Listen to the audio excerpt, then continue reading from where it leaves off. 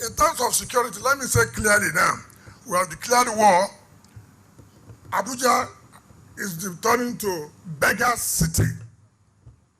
If you know you have a sister, you have a brother who is a beggar on the road, please, from next week, we will carry them.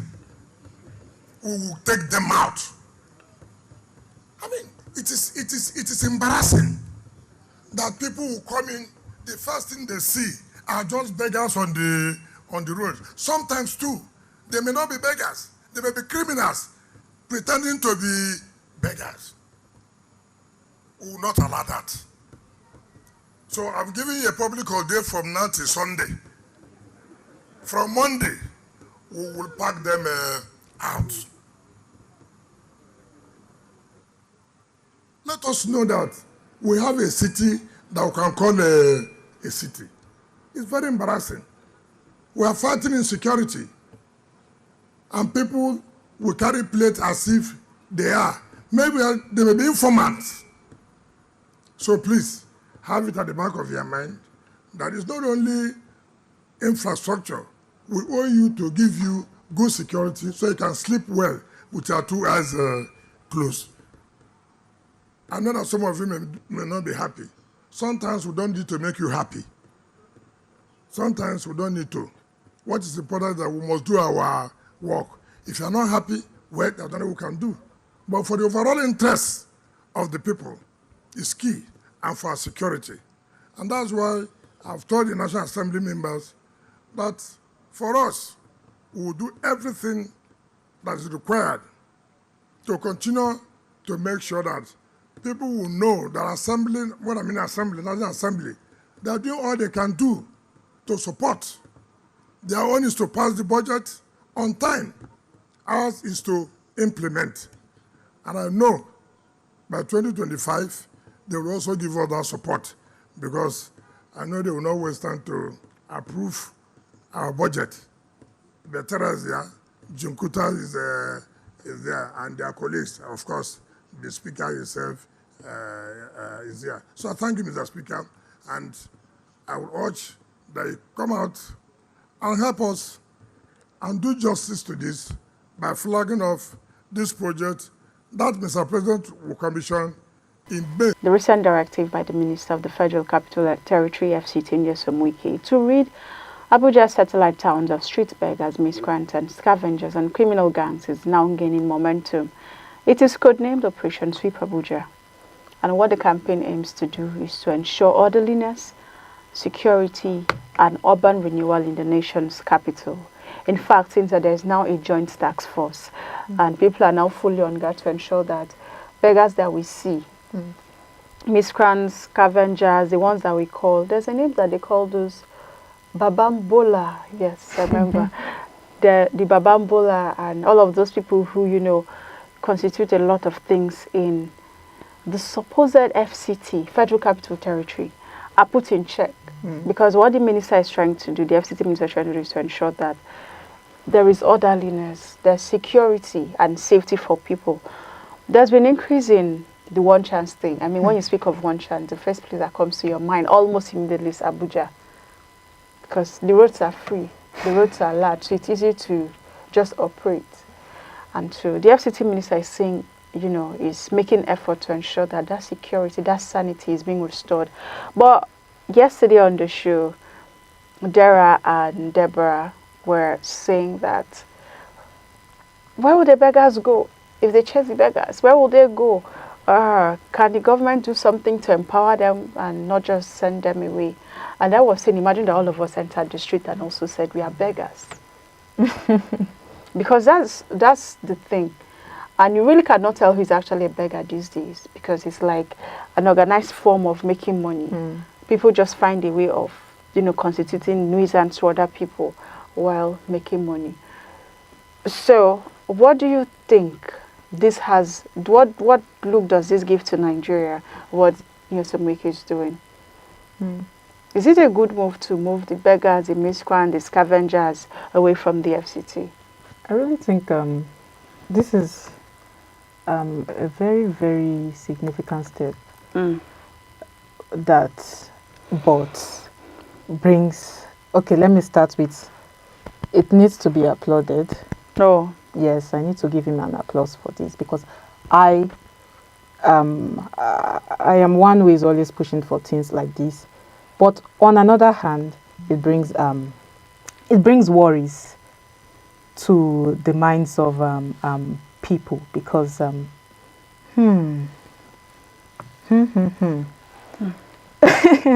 mean, sweeping people off the street does not sweep away the reason why they are in the streets in the first place. That's what I think. So I think I can stand with what Dara and Deborah started saying, because if we, I've been in Abuja, let's say, all my life, and this is not the first time there's an Operation Clean, FCT, and all of these things. It happened with Erufai. I think Erufai did something like this. That is, I think, Operation Clean. I've forgotten what it was called then. I think 2003. That's a long time ago. I was still small then.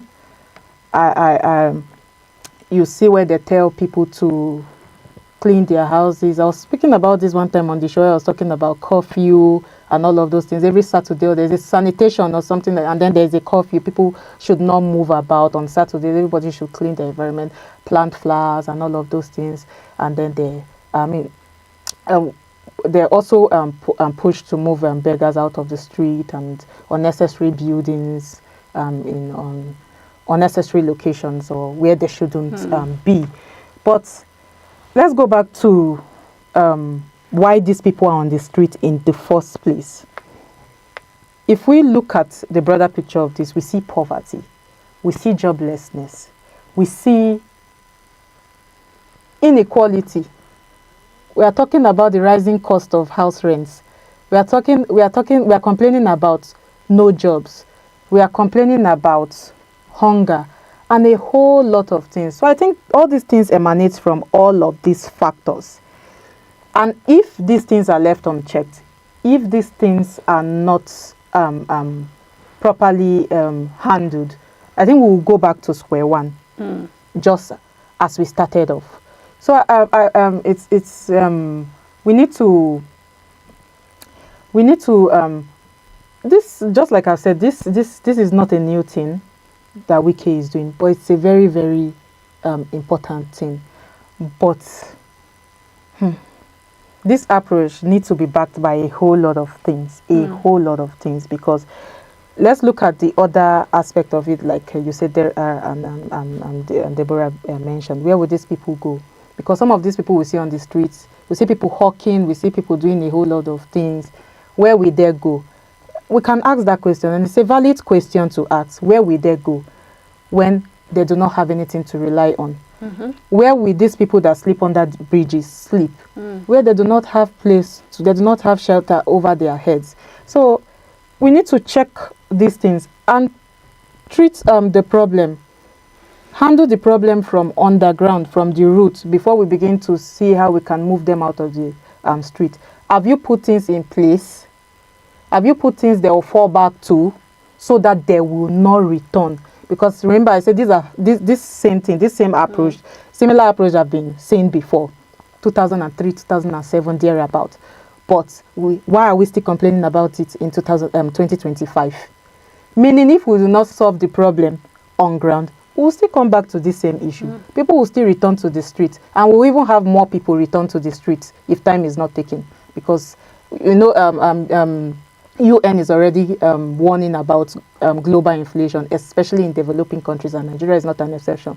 So some of these things we'll have more people on the streets. So we have to check the matter from underground. I like that you've spoken about us checking from underground, and I just like to suggest that, well, first off, what the minister plans to do is to profile the people, know where they come from, where they belong to, who they are, and then move them to their specific state. So wherever you came from, you go back there.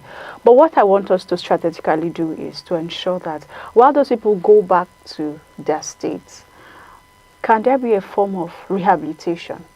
Can there be an Exactly. actual plan put in place to ensure that, Exactly. even in the state, because it will make sense that they are moved from one problem to the other. the other. Because they move from FCT Exactly. and they go back to their states. What's Where the they point came to of moving? find greener pastures. Yeah, and then they move back to where they were that they feel wasn't good, and they are back on the street again, constituting another nuisance in that state. Exactly. So if we don't fix it from the FCT, is it at home in their small states that they can now fix it? So the bone of contention here is to balance enforcement with compassion. True. These are people who do not have, or may not have, or even pretend not to have. But that's not our business whether they're pretending or not. What can we do to salvage the situation? Rehabilitation is there. Empowerment is there. Sure. There are people who, they only need an opportunity. Give them an opportunity and they will learn and they'll be better. And they'll get their hands on something and, get empowered to be better for themselves. I know that there's the fear of organized crimes happening on the streets and the one chance and everything. But if you check most of these people, most of the reported cases, it comes from a place of, the triggers are usually idleness, lack of job, unemployment, or something. So if it's possible, for instance, the scavengers, can we try to engage them with recycling? How do we get them involved with recycling? How do we train them to recycle? Don't just scavenge. Try to recycle. Teach them how to recycle. Train them, empower them. I'm not sure anybody, like you said, anybody hates enjoyment. I'm not sure anybody who is a scavenger would say a better life or how to do the business that they do in an easier way and earn even better, would run away. So can we put structures in place to ensure that we are not just sweeping them off as goods, but we are pushing them to be better? How are we pushing them to be better? These are the things that makes the countries that we see are not develop. The allowances, the extra, the extra miles they go for their citizens, the things that they are able to do, the structures they are able to put in place. So can we also bring that? Can we reciprocate those things that we see outside in here?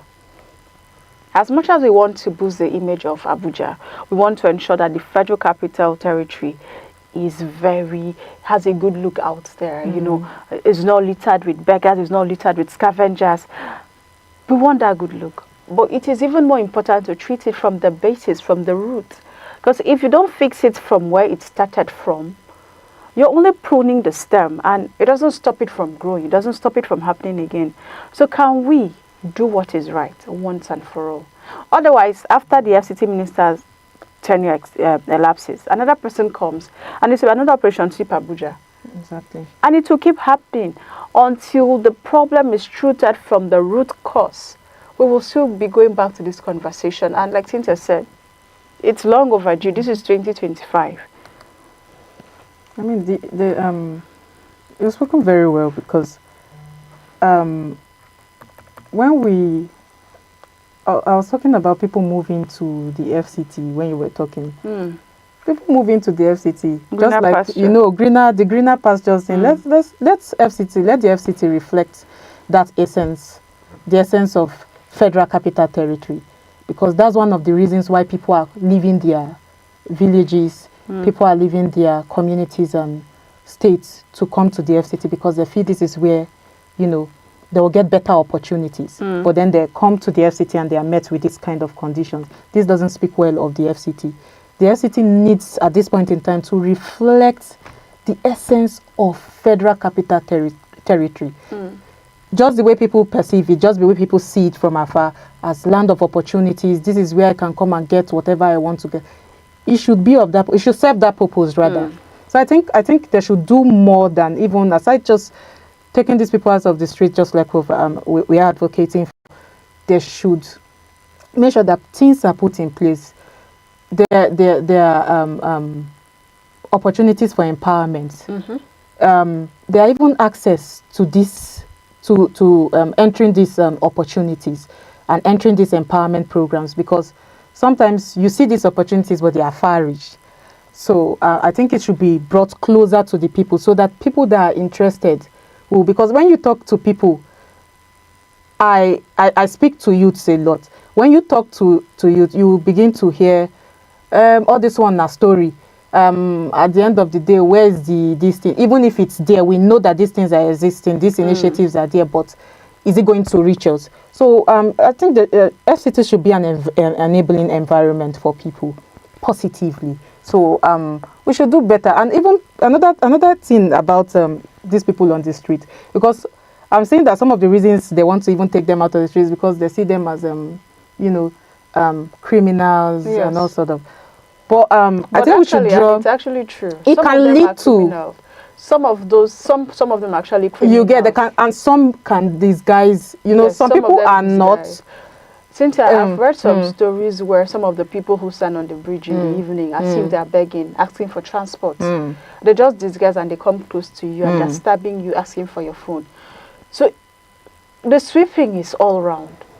Now that it's all round, I'm saying the ones that are criminal, let them face the law. Yes. Can they be arrested? Yes. Because true. I'm not sure that you can, as a lady now, you can easily walk on the road by 9. You'll be scared for your safety. I don't even want to walk on the road by 7, regardless of anything. Where is that coming from? True.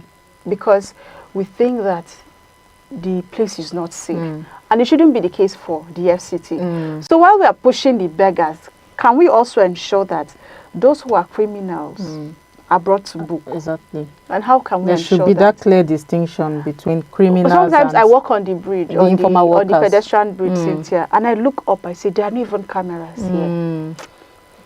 And these are where these people move. There's no camera to watch. And if you put cameras, they could be destroyed. but then again, camera should not be one way. You can be anywhere.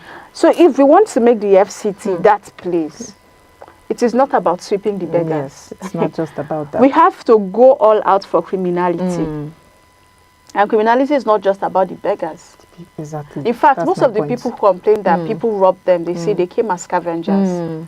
If you ask many people, many landlords, many tenants in Abuja, they'll tell you that their TV got missing because the scavenger visited.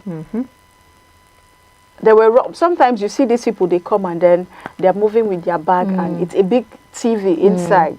They catch them from time to time. So it's a whole lot. It's a whole lot. What we call babambola. It's not funny.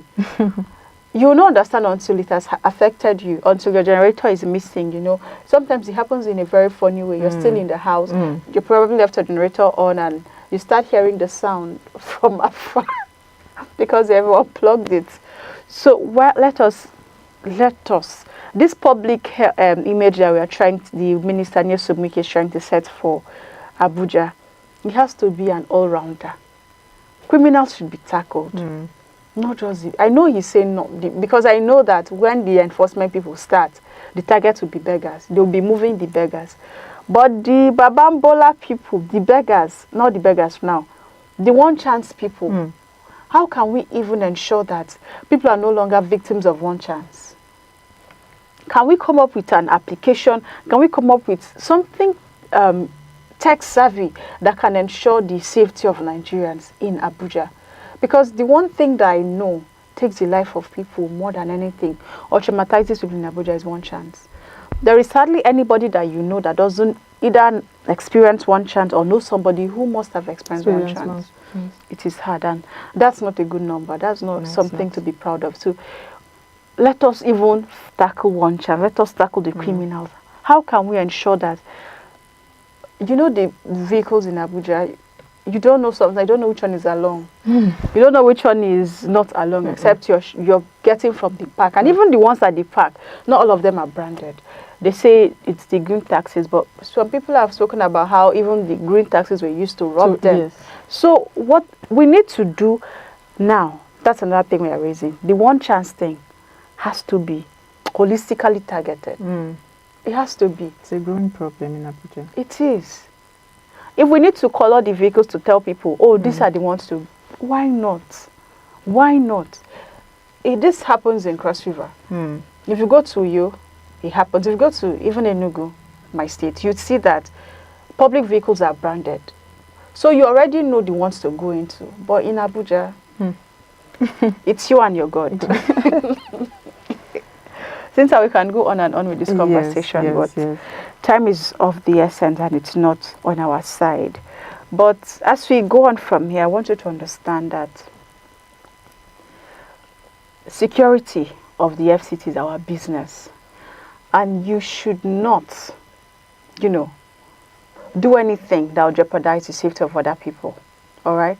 So while we appreciate the Operation Sweep Abuja, it is also important that we know that it is a growing urgency to reclaim Nigeria's capital from lawlessness and decay.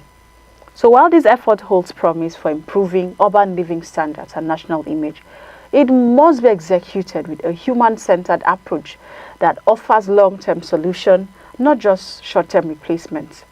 Because the truth is, for Nigeria, not just the FCT, this move could mark a turning point in urban security, governance, and public order if the FCT Minister Nyesom Wike handles it right. So thank you so much, Cynthia, for coming. Thank you. I know that we will, keep the conversation going and move on from there. But then if you have any conversation, if you have any opinion, if you want to share your thoughts with us, let me know by commenting. Follow us across all our social media platforms and do well to be part of Idea TV. Yeah, be part of our community. Yes. And that's how we say bye for now.